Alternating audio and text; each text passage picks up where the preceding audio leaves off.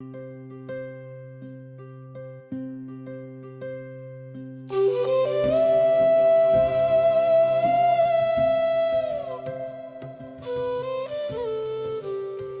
नरेश ने अध्यापन के लंबे अनुभव के साथ अनेक व्याख्यानों, शोध पत्रों एवं संकलनों की रचना व प्रस्तुति की है। उर्दू के 12, हिंदी के 9, पंजाबी के 9 व अंग्रेजी के 3 संकलनों में रचनाएं संग्रहित हैं उनकी। विभिन्न विषयों पर लगभग 500 लेख, कविताएं व कहानियां पत्र पत्रिकाओं में प्रकाशित हुआ उनका। तो चलिए आज सुनते हैं डॉक्टर नरेश की लिखी कहानी ममता। कहानियों का गुलदस्ता, स्वागत है आपका। कहानी हर पल जहाँ दिल को छू जाएगा।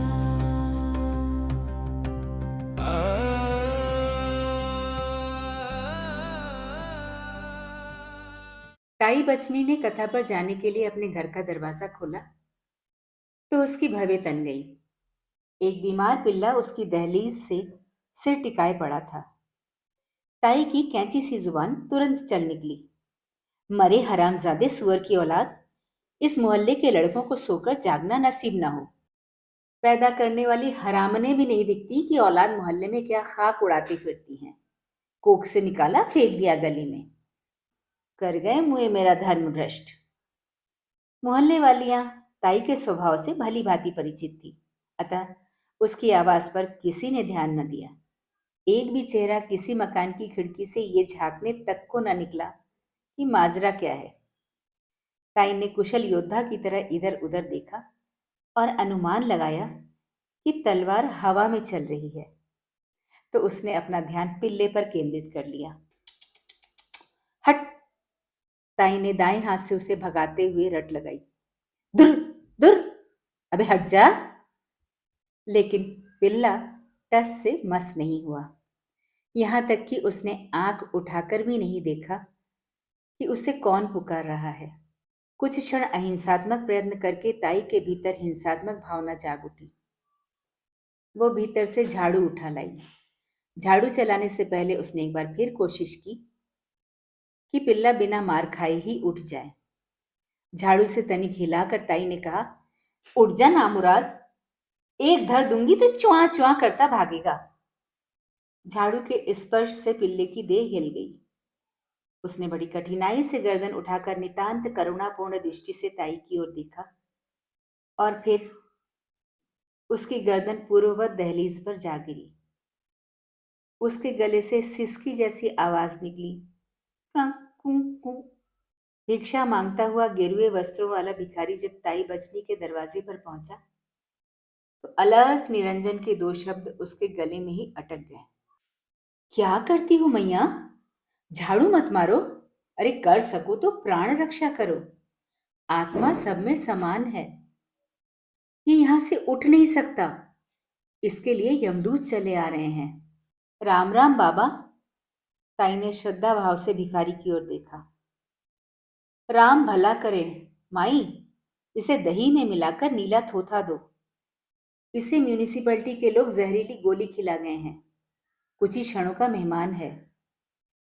इसकी माँ इसके 2 भाइयों समेत कुएं के पास चित्त पड़ी है। हाय, माँ होती तो इसे दांतों से उठाकर ले भागती। राम राम। भिखारी आगे निकल गया।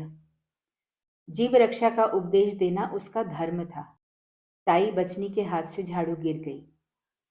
माँ होती तो, ये वाक्य उसकी नसों में उतर गया।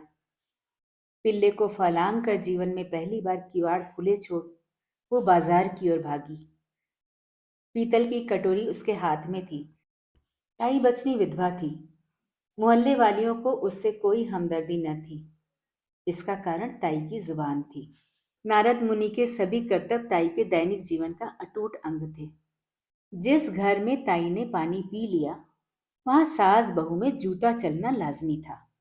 जहां ताई आधा घंटा बैठ गई, वहां पति पत्नी में बोल बुलाहट हो गई। बच्चे मां से लड़ पड़े, भाई बहनों में नाराजगी हो गई। लेकिन ताई को अपने यहाँ आने से रोकने का साहस पूरे मोहल्ले में किसी को न था। कारण ये कि उन सभी के दुख में ताई ही काम आती थी। किसी का बच्चा बीमार हो गया है तो ताई भागी जा रही है डॉक्टर को बुलाने। किसी की गाय भैंस ब्याई है, ताई सोंठ का पानी उबाल रही है। किसी के घर में गमी हो गई है तो ताई बैठी जार जार रो रही है, ऐसे जैसे उसका कोई सगा मर गया हो। ताई मोहल्ले की जीवनी का वो अंश थी जिसे निकाल देने पर पूरी जीवनी विशृंखलित, निरर्थक प्रतीत होने लगती थी। दास्तानों को जोड़ने वाली कड़ी ताई बचनी ही थी। कभी बहुत अमीर हुआ करती थी ताई। मोहल्ले की बूढ़ी औरतें जानती थी कि ताई बिना जूते के मोजे पहनकर गली में निकला करती थी। शरीर पर मक्खी नहीं बैठने देती थी। लेकिन दिन जो बिगड़े तो संपत्ति के रूप में घर के 4-6 बर्तन ही बच गए। 2 सूती धोतियां थी ताई के पास। एक को धो लेती, दूसरी को पहन लेती। पति की जायदाद में से एक वो मकान बचा था जिसमें ताई रहती थी, और एक दुकान बाजार में जिसके किराए से ताई का दाल दलिया चलता था। ताई बचनी की आवाज कर्कश थी, स्वभाव अक्खड़। गालियां वो मर्दों की तरह बकती थी। मोहल्ले के लड़कों से उसका पिछले जन्म का बैर था। ये एक बेहद अद्भुत बात थी ताई के स्वभाव की, अद्भुत विसंगति। मोहल्ले के जिन बच्चों को ताई गोद में खिलाकर पालती, वही बच्चे जब 8-10 वर्ष के होते तो ताई को फूटी आंख न भाते। ताई उनकी दुश्मन हो बैठती। बेगाने अबोध शिशु को गोद में लिए वो उससे बड़े लड़कों को गालियां देती, उनकी मौत का इंतजार करती और उनकी माताओं को कोसती। बात वास्तव में ये थी कि ताई को छेड़ने की परंपरा चली आ रही थी मोहल्ले में। जहां कोई लड़का बड़ा होता उस परंपरा का अंग बन जाता। ताई को माई फात्ता कहकर छेड़ता और बदले में तड़तड़ गालियां खाकर प्रसन्न होता। ताई पकड़ने को उद्यत होती तो भागकर किसी के घर में घुस जाता, चारपाई के नीचे छिप जाता। परंतु ये क्रम निरंतर चलता रहता। कभी कभार पकड़ में आने पर ताई का हाथ उठाने से पहले ही लड़का तौबा कर लेता कि फिर कभी ऐसा नहीं करेगा, तो ताई तुरंत क्षमा कर देती। ये नुस्खा भी सभी को मालूम था, इसलिए भय की अधिक गुंजाइश बाकी न थी। बाजार से लौटकर ताई ने भीतर के संकोच पर बरबस काबू पाकर पिल्ले को उठाया, दही में नीला थोथा घुलाकर उसके हलक से उतारा और राख से अपने हाथ साफ कर लिए। कुछ ही क्षणों में पिल्ले को कै हो गई। गोली का जहर बाहर निकला और पिल्ले में प्राण लौटते दिखाई दिए। ताई मोड़े पर बैठी उसका तड़पना देखती रही और म्यूनिसिपैलिटी वालों को गालियां देती रही। कथा में ताई की अनुपस्थिति अनहोनी बात थी। कथा समाप्त होने पर उसकी 2-1 भक्तिन साथी ने कारण पूछने आई तो देखा कि ताई के घर के किवाड़ खुले पड़े थे और भीतर आंगन में बैठी ताई कटोरी से पिल्ले को दूध पिला रही थी। नी फोल चंदरिए, कुंती ने अनायास ही कहा। मरे नी तू बचनिए, धर्म कर्म कुएं में डाल दिया, कर्मदेही से भी न रहा गया। अरे पापिनो, जिया जंत है, मरे सुसरे म्यूनिसिपालिटी वाले इसे महुरा दे गए। मैं तो कथा पर जाने को निकली तो सोचा गली के बच्चे छोड़ गए नामुराद इसे मेरे दरवाजे पर। वो तो एक महात्मा जी ने बताया कि इसकी माँ और इसके 2 भाई मर गए, पर इसमें अभी जान बाकी थी तो मैं भागी बाजार को, लाकर इसे दही थोथा दिया, तब जाकर ये उल्टा और इसकी जान बची। पर बुद्धू औरतें, तेरा किया कराया तो जाता रहा एक कुत्ते के पिल्ले की खातिर। अब तेरा कौन बाप बैठा है जो तुझे हरिद्वार भेजे और तू गंगा नहाकर पवित्र हो। ताई बचनी ने इतनी दूर तक नहीं देखा था। पिल्ले के प्राणों पर संकट था और ताई का हृदय पसीज उठा था। अब जो ताई को चेतना हुई और उसके भीतर का धर्म भय जागृत हुआ तो उसने फूटे मेरे भाग कहकर पिल्ले को उठाया और बाहर गली में फेंक दिया। कर्मदेही कुंती को वहीं खड़े छोड़ अपने घर की ओर लपकी और गंगा जल की बोतल उठा लाई। ताई बचनी के शरीर पर छींटे देकर उसने शेष बोतल सारे घर में यहां वहां छिड़क दी। ताई को तनिक सा पवित्रता का एहसास तो हुआ, परंतु उसके बार बार कहने पर भी न कुंती ने मोढ़ा लिया और न कर्मदेही ने बैठना स्वीकार किया। उन दोनों का वहां बैठना वर्षों से कमाए धर्म लाभ को नष्ट करना था। इतना भी कर्मदेई बचनी के प्यार में कर गई, अन्यथा वो किसी दूसरे के लिए इतना मूल्यवान गंगाजल खर्चने वाली कहाँ थी। वे दोनों चली गईं तो ताई बचनी व्याकुल हो उठी।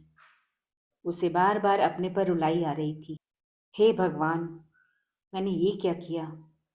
कहाँ से आ मरा वो महात्मा गेरुआ? न मैं उसकी बातों में आती, न मेरा धर्म भ्रष्ट होता। मर जाता पिल्ला हरामजादा। सैकड़ों कुत्ते बिल्ले रोज मरते हैं। अच्छा भला दंडी स्वामी ने उस दिन कथा में बताया था कि कुत्ते को छूने से सीधे नरक में जाना पड़ता है। मुझे ही क्या पड़ी थी बुद्ध देवता बनने की। हाय, अब मैं क्या करूं? ताई ने स्वगत कहा, परंतु उसके शोक का शमन नहीं हो पा रहा था। ताई ने बाहर वाला किवाड़ बंद किया और पानी के 10 मटके उड़ेलकर घर का फर्श 2 बार धो डाला। फिर ककरी रेत से 10 बार अपने हाथ मांजे, यहाँ तक कि हाथों की चमड़ी लाल हो गई। तब ताई ने चूल्हे की राख शरीर पर मली और स्नान किया। हे बजरंग बली, सहाई होना, मेरे पापों को काटना अपनी गदा से। हे बलवीर, हे अंजनी सुत, इस बुढ़िया की गुनाह बख्शना, कहकर उसने घर में पड़ी चारों अगरबत्तियां जला डाली। ताई से उस शाम खाना न पकाया गया, दिया बत्ती जलाने का मन भी नहीं हुआ। वही ताई जो आधे घंटे से अधिक अपने घर पर रहती थी तो उसके तलवों में खुजली होने लगती थी, आज 3.5 घंटे से अपने घर में बंद थी। सर्दियों के दिन ताई की शाम को नहाई बूढ़ी देह और उस पर गीला घर, जाड़े से ताई के दांत बजने लगे। दीवार से लगी बैठी ताई को अनुभव हुआ कि उसकी देह इस भयंकर शीत को सहन न कर सकेगी। वो उठी, क्षोभ और वितृष्णा के उसी एहसास में उसने संस्कारवश थोड़ा सा आटा कटोरी में डालकर गीला किया और उसका दिया बनाया।